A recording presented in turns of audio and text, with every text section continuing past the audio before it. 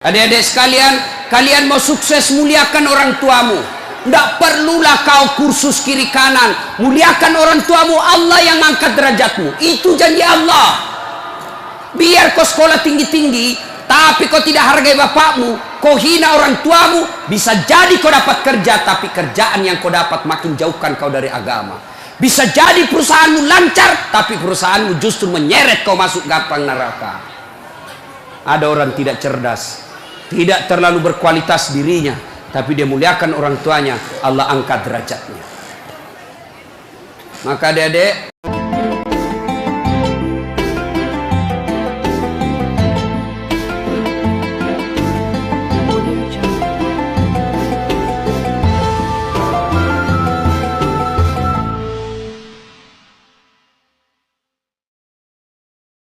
kenapa agama diajarkan al-jannatu takhta aqdamil ummahat? Surga itu berada di bawah telapak kaki ibu. Coba itu contohnya. Digendong bersusah payah, dari tadi itu hadir, kepanasan, tidak pulang. Untuk apa? Karena mau dengar dakwah. Dan mau dengar dakwah sayang juga sama anak. Makanya adik-adik sekalian, ketika Anda durhaka sama ibumu, maka jangankan kau masuk surga, baunya surga diharamkan bagimu. Dengar ini cewek-cewek, sopan sama cowoknya, kurang ngajar sama mamaknya. Kalau mamaknya yang kasih tahu, apa sih mama tahu, itu kan dulu. Sekalinya cowoknya aja, iya deh bang, terserah abang aja deh, saya ikut, mana yang baik. Dongo. Tahu dongo? Beleng-beleng. Tahu beleng-beleng? Itulah makanya. Adik-adik sekalian, kalian mau sukses, muliakan orang tuamu. Tidak perlulah kau kursus kiri kanan. Muliakan orang tuamu, Allah yang angkat derajatmu. Itu janji Allah. Biar kau sekolah tinggi-tinggi, tapi kau tidak hargai bapakmu, kau hina orang tuamu, bisa jadi kau dapat kerja, tapi kerjaan yang kau dapat makin jauhkan kau dari agama. Bisa jadi perusahaanmu lancar, tapi perusahaanmu justru menyeret kau masuk gampang neraka. Ada orang tidak cerdas, tidak terlalu berkualitas dirinya, tapi dia muliakan orang tuanya, Allah angkat derajatnya. Maka adik-adik, muliakan orang tua, enak hidupmu. Itu tadi model anak sekolah. Kalau kita model yang sudah punya istri, bagaimana modelnya Ustadz durhakanya? Takut sama istrinya. Dapat rezeki, suaminya bilang, bu, sudah lama kasihan ini nomor antrinya bapak, mau haji tidak dapat. Ini ada kasihan duit, bagaimana kalau kita kasih umroh dulu ibu, bapak kita kasih umroh dulu di kampung. Apa langsung dia bilang istrinya, apa? Bapakmu terus. Apa? Mamamu terus. Langsung dia bilang suaminya, sudah Bipalek, terserah kau. Ada begitu di sini? Ada. Beleng-beleng. Apa kamu takut sama istrimu? Nawamu semua dia kau ambil semua. Jangan takut sama istri, Pak. Bapak tidak bakal bahagia dalam hidupmu kalau kau lebih takut sama istrimu untuk membahagiakan orang tuamu. Nah. Makanya hidupmu susah dalam rumah tangga. Kenapa? Istrimu kurang ngajar sama ibumu.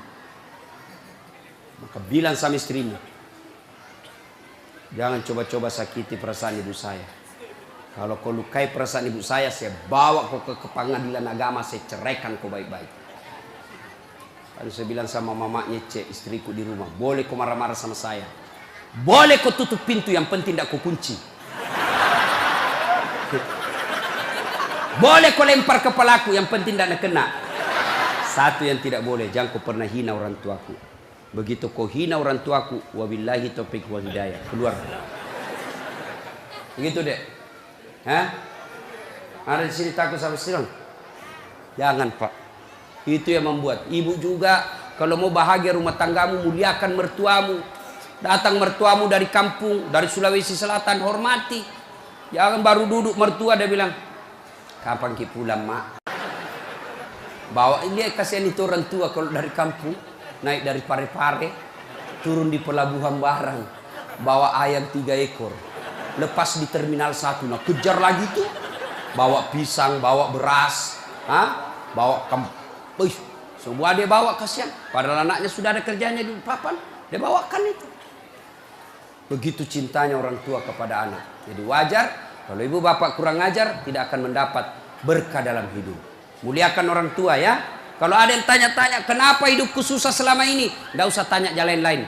Durhaka sama orang tua. Orang tuaku sudah meninggal, Ustaz. Cara berbuat baiknya. Satu, doakan. Allahumma gfirli wali walidayya warhamhuma kama rabbayani. Saya heran lihat-lihat kita. Kalau tangannya ulama kita cium bagus. Bagus. Tapi pernahkah Bapak perlakukan tangannya ibu seperti itu?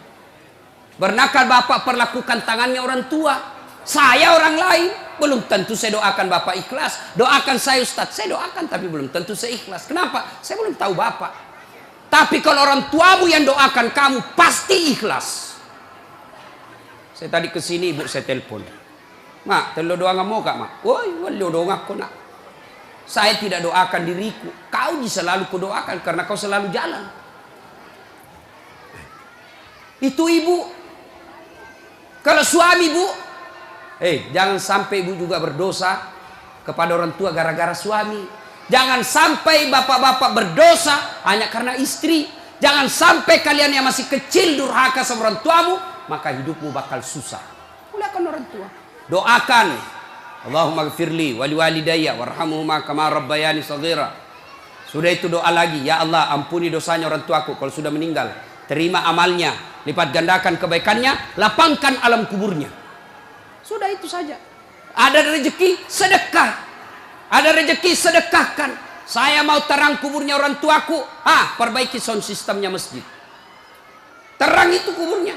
Saya mau terang kuburnya orang tuaku. Kirim pembeli lampu. Kasih tahu panitia masjid. Mulai bulan depan saya yang bayar itu masjid lampunya. Jangan ambil uang celengan. Terang itu kuburnya orang tua. Dan demi Allah tidak ada orang bangkrut gara-gara rajin sedekah. Ada yang bangkrut gara-gara sedekah? Mana buktinya? Makin sedekah makin kaya. Rahmat Mas'ud. Coba lihat. Orang datang itu, bos, membayar ke bos.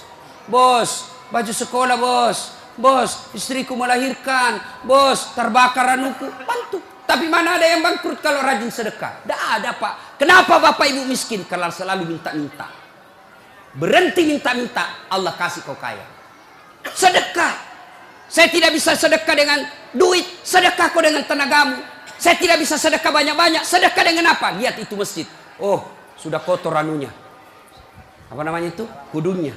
Putih bukan, coklat bukan, hitam bukan. Kak diam nih. Sudah, bawa masjid satu kudung. Itu sedekah. Oh, masjid antara masjid dengan toilet jauh. Sedekah dengan sandal swallow. Nah curi orang, tidak ada urusan. Itu sedekah. Kita lihat karpet, sudah jelek, sedekah dengan karpet. Insya Allah banyak pahala. Hari Jumat kita kirim air botol gelas ke sana, air gelas ke sana. Orang minum itu sedekah. Saya cuma bisa nasi bungkus 10 saya sumbang hari Jumat, itu sedekah. Allah tidak lihat banyaknya. Yang penting ikhlas banyak daripada sedikit tidak ikhlas. Sedekah. Serius. Sudah sedikit tidak ikhlas lagi. Mending banyak ikhlas. Iya toh? Panasnya di. Tidak bisa konsentrasi sejenak. Lewat-lewat ketawa itu kak bos. Nah ibu bapak, salah satu sunnah yang dianjurkan Nabi sholat jamaah. Nabi kumpul-kumpul sama sahabat. Ya, tidak apa-apa, tidak apa-apa. Tidak usah kasih, tidak apa-apa pak. Sedikit lagi, 5 menit lagi. Menunggu orang masjid takwa. Ya, Nabi, saudara-saudara sekalian, kalian yang tetangga dengan masjid wajib datang berjamaah. Bertanya sahabat, mana tetangga masjid ya Rasul? Kanan masjid 40 rumah, depan masjid 40 rumah, belakang masjid 40 rumah, belakang masjid 40 rumah. Itu tetangga masjid. Bubar. Tiba-tiba datang tunanetra. Tahu tunanetra? Tidak melihat. Ya Rasulullah bagaimana saya? Oh kau lain karena kau tidak melihat. Pulang ini. Boleh kau sholat di rumahmu karena kau tidak melihat. Pulang. Belum jauh dipanggil kembali Nabi. Ya fulan, ta'al. Sini kau dulu. Kenapa? Kau dengar azan di masjid. Saya dengar ya Rasul. Kalau begitu kau wajib datang berjamaah di masjid. Zaman Nabi, tunanetra wajib berjamaah karena dia dengar azan di masjid. Kalau ini hadis diterapkan Pak, penuh ini masjid jamaah. Kenapa? Kalau azan di menara, sampai di ujung-ujung rumah dia dengar. Dan alhamdulillah masjid selalu ramai jamaahnya Pak. Terutama kalau subuh. Penuh. Sampai di luar. Tidak ada di dalam. Yang di dalam orang tua sudah pensiun. Kentara itu kalau subuh orang tua Pak. Bau minyak gosok baru kita masuk pintu. Minyak angin, minyak gosok, cap tawon. Tidak ada Bulgari. Orang tua semua di dalam masjid. Kenapa orang malas ke masjid? Satu, karena dia tidak lihat pahalanya. Coba kalau Pak Rahmat Mas'ud umumkan. Siapa yang datang sholat berjamaah subuh, dapat beras 50 kilo, pembeli pulsa 200.000. Jam 5 sholat subuh, jam 10 malam sudah pesan masjid. Sampai di luar. Kenapa? Karena dia lihat pahalanya. Yang kedua, kenapa orang malas ke masjid? Karena dia tidak tahu pahalanya. Dengar bapak-bapak ini. Terutama kita yang sudah muka-muka sakaratil maut ini. Yang sudah tua ya. Rajin-rajin ke masjid Pak. Berdoa mudah-mudahan bapak lagi sujud ajal menjemput. Apa keutamaan berjamaah di masjid? Satu. Kalau hujan, basah baju, atau kena debu melengket di badan, ke masjid, bajunya yang basah itu melindungi dia nanti di pada masa. Tahu mantel Pak? Hujan, kalau hujan pakai payung. Apa tujuan itu payung? Supaya bapak tidak kena air. Supaya ibu tidak kena air kalau pakai baju mantel. Begitulah fungsinya baju yang basah. Ketika bapak ke masjid dan gerimis, basah baju itu. Baju itu bapak yang melindungi bapak agar tidak disentuh api neraka. Sudah. Coba jangan juga salah paham. Teman-teman sudah dengar begini, hujan keras dia buka kudu, dia buka payungnya. Pergi di jalan. Belen-belen namanya itu. Ya. Apalagi keutamaan berjamaah di masjid? Kata Nabi, kalau kau wudhu dulu, lalu kau datang ke masjid, langkah-langkah kakimu adalah jihad fisabilillah. Melangkah kaki kanan, 1 pahala dicatat. Melangkah kaki kiri, gugur dosa kecil. Jadi kalau 300 rumah masjid, dari rumah tak dari masjid, 300 meter, kali 2, 600 meter. Berapa langkah kaki itu bapak dapat? Apalagi kalau bapak jalan begini. Berapa langkah kaki itu? Iya toh? Apalagi kalau bapak keliling-keliling dulu ke kampung baru. Sampai di sini selesai orang sholat dong. Apalagi keutamaan berjamaah di masjid. Seluruh materi yang kita lewati, pagar, tembok, dinding, aspal, tumbuhan, semua jadi saksi. Dia akan berkata, ya Allah, jangan kau masukkan dia neraka, masukkan dia surga. Saya saksinya. Tanggal 26 November dia datang berjamaah masjid. Saya yang lihat.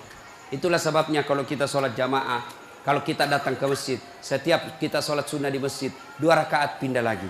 2 rakaat pindah lagi. Supaya apa? Tambah banyak saksinya di akhirat kelak. Itulah sebabnya Nabi menganjurkan, kalau kau ke masjid, lain jalan waktu pergi, lain pula jalan waktu pulang. Ini amalkan Pak, amalkan, itu sunnah. Bapak datang masjid dari pintu sana, pulang dari pintu sana. Itu makin banyak saksi di akhirat. Yang keempat, lipat 27 kali. Artinya, sekali bapak sholat di masjid, 27 kali sholat di rumah baru sama pahalanya. Apalagi, kalau di masjid ada disebut doa bersama. Mungkin di rumah bapak susah sholat. Mungkin di rumah banyak godaan. Mungkin di rumah ibu bingung. Ini saya sudah tahiyat atau belum? Ini sudah 2 atau 3? Ini apa? Kalau di masjid aman. Tidak ada kecemasan seperti itu. Nah, itu datang ke masjid. Yang berikutnya, yang membuat orang malas ke masjid. Tadi, yang ketiga, manajemen masjid tidak bagus. Mana manajemen masjid yang tidak bagus? Selalu disimpan saldo kas. Jangan simpan saldo Pak. Dengar ini panitia masjid. Bapak kalau simpan saldo kas di masjid, bapak yang tanggung dosanya, tidak jalan amalnya orang. Saldo kas 80 juta. Jangan simpan. Cari orang yang susah, yang rajin berjamaah. Ada utangnya di bank, bayarkan supaya dia lepas dari kredit. Boleh itu. Baru dia suruh cicil ke masjid. Kalau dia di bank berbunga, makin susah hidupnya. Boleh. Saldo kas 80 juta, kita mau kencing tidak ada air. Kerannya rusak-rusak, simpak, jangan. Berhenti jadi panitia kalau bapak tidak bisa urus masjid. Yang sudah tua mundurlah, kasih anak muda. Ini masjid bukan perusahaan punya. Begitukah di sini? Hah? Jangan marah Pak, siapa suruh kau panggil Kak? Si mau kok. Demi Allah Pak, Bapak tanggung kalau amalnya orang tidak jalan. Bapak coba kalau itu uang cuma 100.000 tapi diberikan keran, maka selama keran itu berputar, selama itu orang yang punya uang dapat pahala. Tapi kalau dia cuma di bank disimpan, tidak jalan amalnya. Belikan dispenser, belikan kopi, tidak apa-apa, boleh. Jangan ditulis di masjid dilarang tidur. Siapa yang larang tidur di masjid? Tidak ada dalilnya. Ayo, Bapak pernah ke tanah suci di Madinah, pernah ke Mekah, ada tidak ditulis dilarang tidur? Tidak Pak. Barangkali ada orang tidak bisa tidur di rumahnya, dia datang ke masjid supaya bisa tidur. Itu memang boleh. Yang tidak boleh ngiler. Maka kalau kau mau tidur di masjid, bawa kau bantal. Kalau tidak bisa kau gelisah kau di rumahmu, bertengkar kau sama istrimu, istrimu ngomel terus. Maka dia bilang, jangan kau pulang, merdeka. Bodoh itu istri sekarang kalau nak bilang sama suami, jangan kau pulang. Oh gembirai. Langsung nak bilang pacarnya, sini kau sayang, di rumahku kau tidur, kulayani kau dengan baik. Sudah. Jangan ditulis, jangan bawa anak-anak berisik. Bersyukur kalau masih ada anak-anak berisik di masjid. Kalau tidak ada anak-anak berisik di masjid, maka tidak ada lagi nanti yang mau datang di masjid. Kalian juga orang tua, kalau anakmu mau ke masjid, belikan songkok dan baju baru. Anaknya mau pergi, Pak, mau pergi masjid, belikan nggak songkok? Apa dia bilang? Itu nak, songkok na nenek nu kau pakai. Anaknya nomor 7, songkok na nenek na nomor 10. Tak buas si songkok nama buas sih. Berteriak ni temannya, Pak Doja. Nggak mau ya nak pergi masjid. Hei. Ini masjid ini, sound systemnya tidak bagus. Kasih bagus. Itu pentingnya anak muda jadi pengurus masjid. Karena kalian kalau sudah tua tidak ada yang tahu. Kau juga anak muda, muliakan orang tua. Tempatkan di mana itu orang tua, tempatkan sebagai penasehat masjid. Jangan masjid dikira dia punya. Ini lembaga, umat yang punya. Kasih karpet yang bagus. Ada saldo kas, jangan simpan Pak, Bapak berdosa. Tidak jalan amalnya orang. Apalagi membuat orang malas ke masjid. Apa? Kadang-kala apa? Sound sistemnya jelek. Begitu kita takbir Allahu Akbar, langsung story.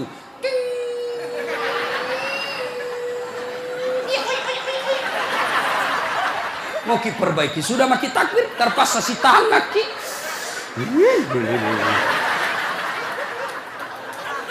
Apalagi membuat orang malas ke masjid. Apa? Kadang-kala muadzin. Jengkel orang dengar muadzin. Orang tua, sudah tua, tidak mau tahu mengalah, mundur na wasangiko.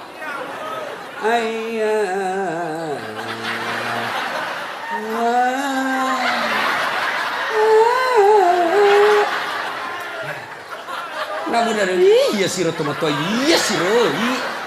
Ayo coba. Iya. Apalah yang membuat orang malas ke masjid? Kadang-kala penceramah. Kita di rumah sudah bertengkar istri, di kantor mumet pikiran. Kita datanglah ke masjid dengar ceramah. Mudah-mudahan kita dapat pencerahan. Ini bukan pencerahan, nak kasih takut kita terus. Dibakar pantatmu. Ditusuk. Udah bilang tak boleh.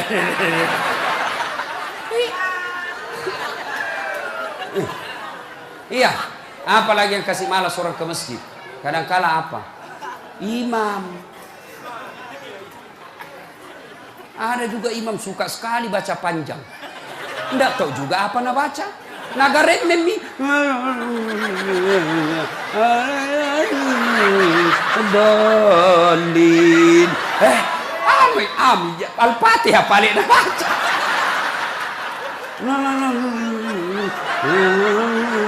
Dolin. Malam petoni ndak jelas. Makanya kata Nabi, kalau kau jadi imam, dengar ini Pak Imam. Satu, baca kau yang ringkas. Kenapa? Karena jamaah kita di belakang macam-macam. Ada yang sudah tua tidak bisa lama berdiri.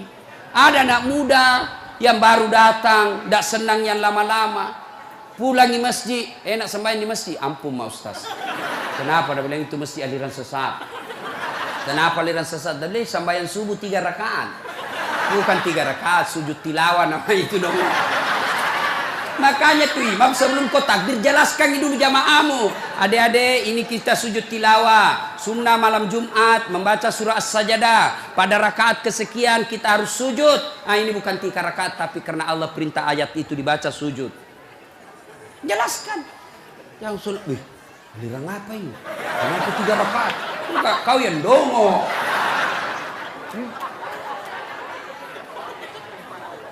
Tidak bisa orang lama-lama di belakang Pak.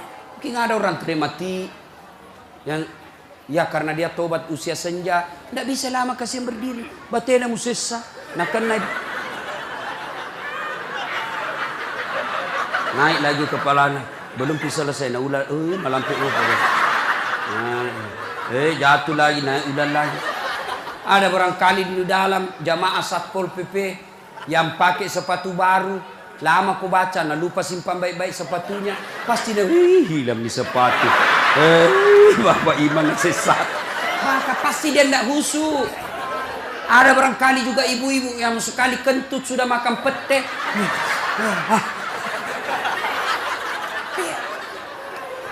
Ya. Yang kedua kata Nabi, kalau kau jadi imam, baca yang umumnya orang hafal. Tujuannya apa Ustaz? Satu, supaya jamaah ikut kalau dia hafal. Coba kalau kita imam baca Al-Fatihah, kita ikut juga toh. Kenapa? Karena kita hafal. Tapi coba imam membaca surah Al-Baqarah ayat 10 sampai 120. Nah, imam sibuk dengan bacanya, kita sibuk dengan hayalan tak. Mau ikut, tidak dihafal. Mau ruku, belum ruku, terpaksa dibaca semua pengumuman masjid. Keadaan keuangan masjid, saldo kas pengeluaran, sumbangan dari haji, dibaca semua. Belum selesai ini sudah dibaca satu palampang ini, satu ini dibaca lagi Persatuan Guru Republik Indonesia. Belum selesai imam dibaca lagi bajunya tim sukses Rahmat Masud, calon wali kota Balikpapan. Semua Pak dibaca. Siapa salah? Imam. Ada ini cerita gini, wallahu alam benar atau tidak. Ada penghafal Quran, dites bacaannya. Nah, kau imam, kau mau dengar bacaan imam lah dia. Dia baca betul yang susah. Hanya dia yang tahu. Tiba-tiba jatuh cicak kepalanya. Tas silang itu, stres. Orang stres hilang bacaannya. Apa sambungannya ini ayat? Mau ruku, tidak tahu apa sambungannya? Tidak ada tuh bisa bantu. Terpaksa Nabi bilang imam, tolong bantu di belakang. Nabi bilang di belakang, saya juga tidak tahu. Tiba-tiba berteriak anak muda. Dia bilang, kalau begitu ya sudah, ya Allahu Akbar. Siapa salah? Siapa salah? Siapa salah? Ini waktuku kuliah ini, kisah nyata. Waktu saya KKN. Belum Pak jadi ustaz waktu itu. Ada temanku, baru kenal ceritanya ini. Pikir sholat di posko. Dia pakai gamis. Baju baju ustaz. Aku bilang, alumni pesantren ini. Ya imam, dialah imam.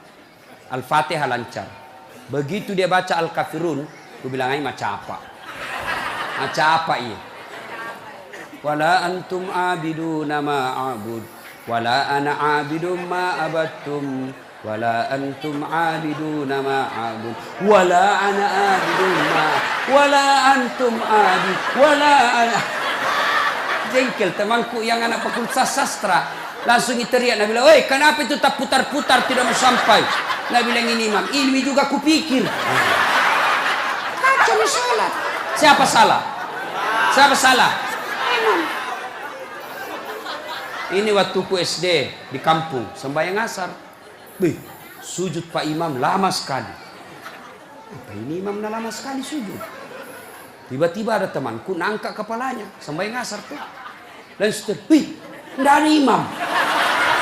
Ternyata imam keluar dari pintu samping. Kacau mi sholat, bubar, tidak ada imam. Selesai sholat ditanya, Pak Imam, kenapa ku tinggalkan saf? Nah bilang, kentut kanan. Pak Imam, lain kali kalau Bapak Imam kentut, kasih bangun ki dulu supaya dilihat kau pergi. Dia bilang, ku sengaja nak, karena malu kak aku lihat. Kacau sholat, siapa salah? Siapa salah? Imam. Makanya agama mengajarkan dalam fikih sholat jamaah, hati-hati milih imam. Makmum siapa saja boleh jadi makmum. Mulai orang gila sampai orang sadar boleh jadi makmum. Mulai orang dewasa sampai belum balik boleh jadi makmum. Mulai orang cerdas sampai orang blow on boleh jadi makmum. Imam tidak boleh. Hati-hati. Kenapa? Salah imam, kacau sapu. Maka hati-hati. Kalau salah imam, bubar jamaah. Nah, dia tanya, Ustadz bagaimana kalau perempuan? Boleh ibu perempuan ke masjid, tapi tidak dianjurkan. Tapi kalau mau ke masjid, jangan dilarang kata Nabi. Kenapa perempuan dulu tidak dianjurkan ke masjid? Karena dulu tidak aman. Kalau pergi sendiri diculik dan diperkosa dulu. Sekarang di Manggar aman. Siapa mau culik apalagi kalau ibu sudah 60 tahun. Siapa mau culik bu? Bikin susah. Ada remaja. Ini ustadz yang ceramah. Tidak pernah saya pondok pak. Tidak pernah saya sekolah pondok. SD sekolah umum. SMP sekolah umum. SMA sekolah umum. Sarjana sekolah umum. S2 sekolah umum. S3 sekolah umum. Di mana saya belajar agama? Datang ke masjid. Saya kalau Ramadan dulu zaman SMP dan SMA, saya sudah bermalam di masjid. Waktu itu belum saya tahu apa itu itikaf. Tapi ternyata itulah itikaf, tinggal di masjid. Apa kerjaku? Kalau sudah jam 2 teriaklah saya di masjid. Sahur, sahur, sahur. Kalau ada lebih kue bawa sedikit ke masjid. Kita mau juga buka puasa mau makan sahur di sini. Cuma ada dulu imam di kampungku aneh-aneh pak. Berteriak ini bilang, jangan pak, jangan pak. Orang kaget semua, siapa yang pukul Pak Doja? Oh lari semua orang ke masjid. Jangan pak. Ternyata jam 4. Kacau orang. Sudah itu ditegur, jangan bilang jangan pak. Karena Pak Doja tidak tahu. Nah bilang lagi, sahur, sahur. Sudah jam 3 lewat 60 menit. Ih, cocok tahu jangan pak. Ayo, ibu bapak, saudara-saudara sekalian. Kita juga jamaah, ada aturannya. Sudah ya? Nah, karena sudah waktu, dari tadi saya tunggu, alhamdulillah. Kalau masih mau dengar ceramah, kita pergi rame-rame ke Masjid Taqwa. Kan tidak dibayar gitu. Nah, kita sama-sama lah ke sana. Ini saja tausiah kita, mudah-mudahan ada manfaat.